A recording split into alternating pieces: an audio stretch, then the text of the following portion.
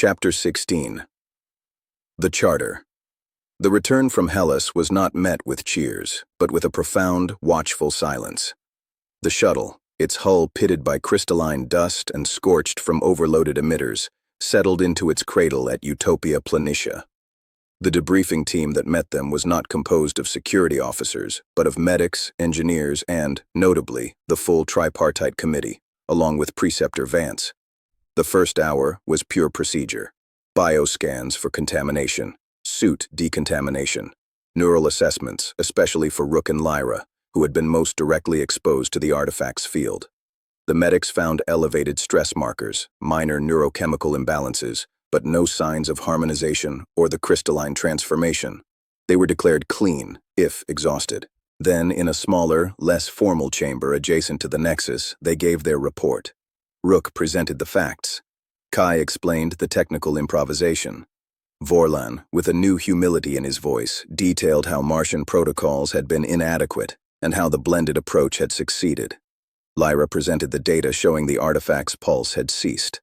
Renn described the Frontier Corps' role, the gritty, physical work that had made the technical solution possible.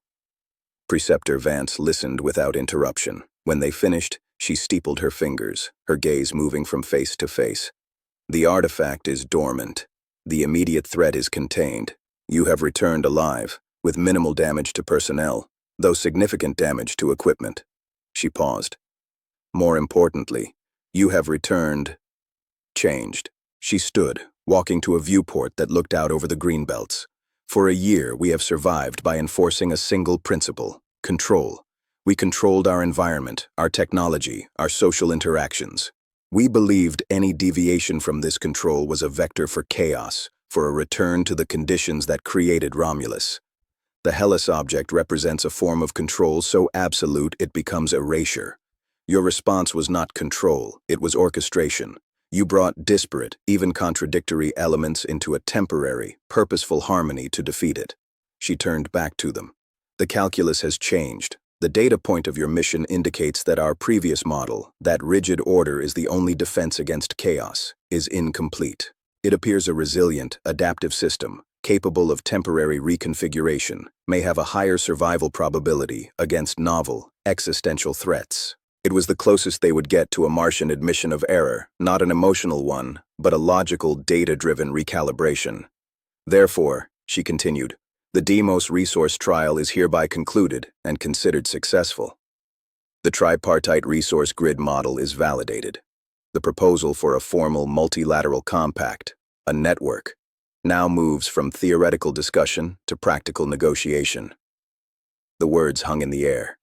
This was it. The door was opening. The negotiation of the Human Survival Network Charter took 5 days. It was not held in the Grand Forum, but in the Nexus, now permanently configured for 3 equal parties. The atmosphere was no longer one of supplication, but of sovereign entities building a shared tool. The Martian delegation, led by Preceptor Vance and Vorlan, brought their relentless focus on structure, clarity, and long-term stability. Every article was examined for potential failure modes, for unintended consequences.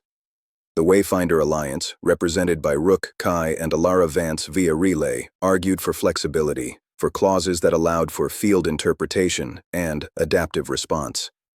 They fought against any central authority that could veto rapid action. The Ceres Directorate, through Cole's gruff, holographic presence, demanded absolute transparency and mutual defense. If one node calls for help, the others answer. No committees, no votes. You see a house on fire, you grab a bucket. We write that down.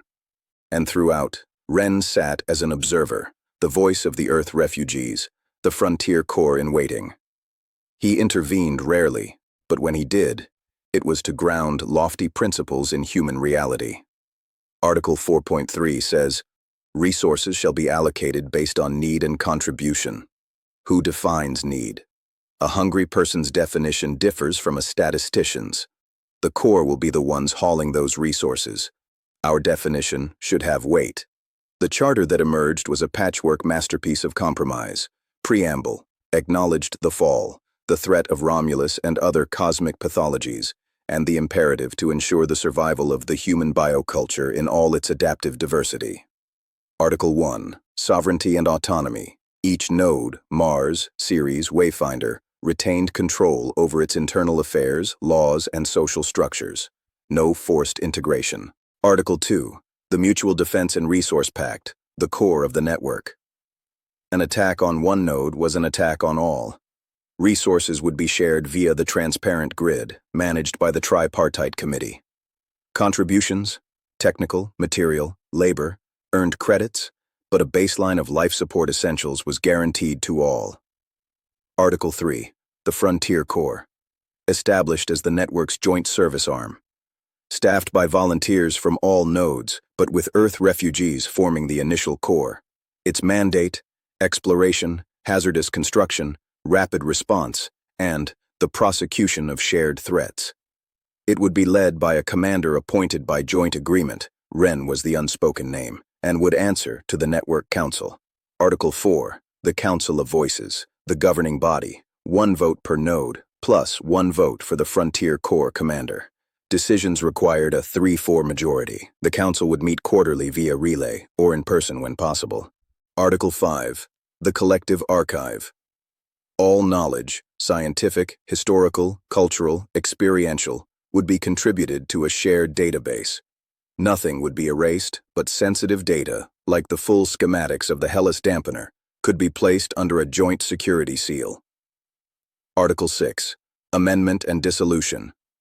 The charter could be amended by unanimous vote. Any node could withdraw, but in doing so, forfeited all rights to mutual aid and shared resources. It was not a perfect document. It had loopholes and ambiguities, but it was a foundation. It recognized difference, demanded cooperation, and created mechanisms for action. On the 6th day, they gathered in the forum for the signing. The atmosphere was solemn, not celebratory. The stakes were too high for celebration. At a single table sat 3 documents, 1 on durable Martian paper, 1 on a rugged Ceres slate tablet, and 1 on a crystalline data slug from Wayfinder. Preceptor Vance signed for Mars with a precise, flowing script. On screen, Commander Cole pressed her palm to the slate, leaving a biometric imprint. From Wayfinder, Alara Vance's signature appeared digitally, along with Jax's as secondary witness. Then, Rook was called forward, not as a signatory for a node, but as the witness to the journey, the one who had pulled the first thread.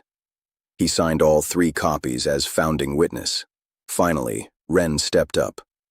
He was presented not with a document, but with a simple, forged steel insignia, the network symbol, 3 interlocked rings, superimposed on a rising planet, the badge of the Frontier Corps commander. By the authority vested by this charter, Preceptor Vance said, her voice carrying through the silent forum, we install Renn of Earth as commander of the Frontier Corps. Your authority extends across the network. Your duty is to its people. Your command is our shared will. Renn took the badge, his hand steady. He looked out at the assembled faces, Martian, Wayfinder, the hopeful and fearful faces of his own people. The Corps will serve, he said, his voice clear and strong. We will be the wall that bends but does not break, the tool that fits any hand. We will earn this trust with every bolt turned, every life saved, every frontier crossed. It was done.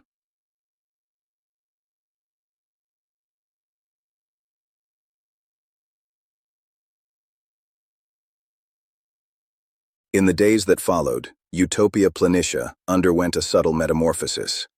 The rigid separation between visitor and resident began to soften. Kai and Vorlan's engineering teams were now fully integrated, working on both Martian infrastructure and Wayfarer refits.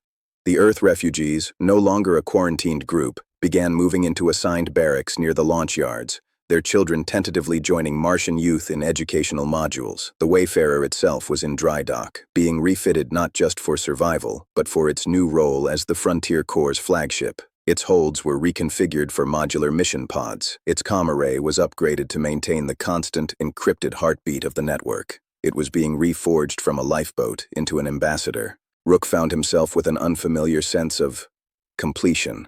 The frantic, desperate drive that had carried him from the Ark to Wayfinder, from Ceres to Earth, had banked to a steady, purposeful glow. He walked the greenbelts, not as a stranger, but as a founder.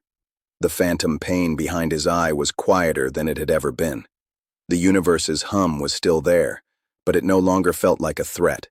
It felt like a medium, a sea in which their new, noisy vessel was meant to sail. On his last night before the Wayfarer's relaunch, Preceptor Vance summoned him to her private sanctum. She offered him a cup of genuine tea, steeped from plants grown in the dome. "You leave tomorrow," she said, not a question. "To Wayfinder first," Rook confirmed. "Then, the Corps' first official mission will be to establish a permanent relay station at the Neptune-Lagrange point, to strengthen the link. A practical beginning." She sipped her tea. "My niece tells me you are not one for ceremony or reflection, but I will offer some, nonetheless. You have done something remarkable, Major. You have not simply found survivors, you have found a new principle for survival. You have taken the very thing that destroyed our old world, our divergent, competing, noisy humanity, and turned it into an engine. I do not know if it will last, but I know the silent alternatives are worse." She set down her cup. "The network is a hypothesis. You are its chief experimenter. Do not let the bureaucrats, Martian or otherwise, turn it into another set of walls. Keep it noisy, Kalen Rook. That is your function now." He nodded. "I will." He left her then, and took one final walk to the observation blister at the canopy's edge. Mars spread out below him, a world of rust and order and stubborn life. Somewhere in the dark, Wayfinder and Ceres spun, their lights tiny but defiant. The threads were in place. The net was cast. He felt a presence beside him. Kai, her hands in her pockets, looking not at Mars, but at the stars. "New engines are installed," she said. "Navigation array is synced to the network grid. Corps roster is at 60 volunteers and growing. We're ready." "Good." She was silent for a moment. "It's strange. For a year, every problem was life or death. Fix the water or die.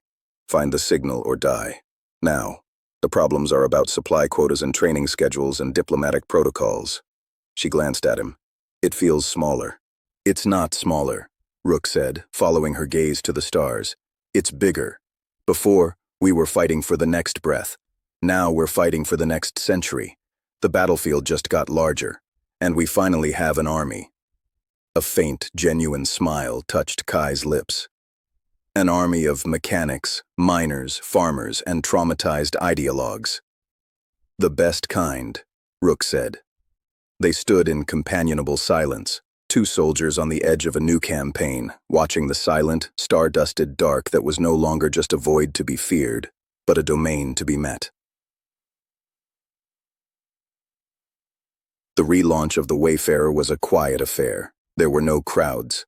The ship lifted from Utopia Planitia on a pillar of blue flame, turned its nose from the red planet, and accelerated into the sunless deep. On the bridge, the crew was different. Rook in the command chair, yes. Kai at engineering, Hayes at tactical. But now Lyra was at the new science station, her screens alive with data from 3 worlds, and in a newly installed position, Frontier Corps liaison, sat Commander Renn, his network insignia gleaming on his chest, his eyes on a feed showing his people training in the Mars yard. The ship hummed with a new kind of energy. It was the sound of purpose.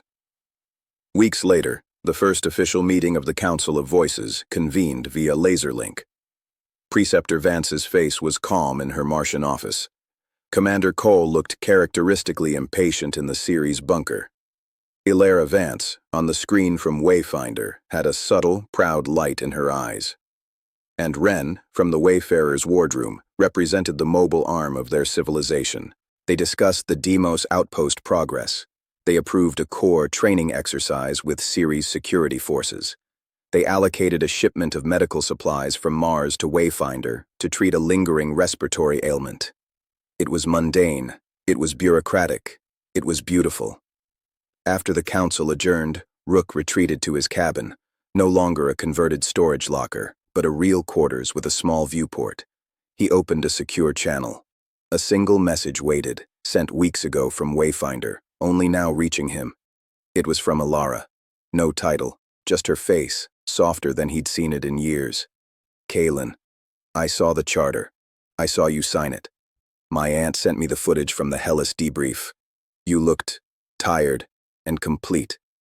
I don't know what comes next, the Oort cloud, the rest of it. But I know we don't face it alone anymore. We have a home to come back to, all of us. That's your doing. Get some rest. You've earned it. Ilara. He saved the message. He looked out the viewport at the streaming stars, the endless, silent night. But the silence didn't press in anymore. It was filled with the echoes of their noise, the chatter of the council, the thrum of the Wayfarer's new engines, the distant, steady pulse of the relay beacons connecting three worlds. They were no longer survivors clinging to wreckage. They were a society, a network, a noise in the dark, growing louder. And for the first time since the fall, the future was not a countdown to extinction. It was a question they would answer together.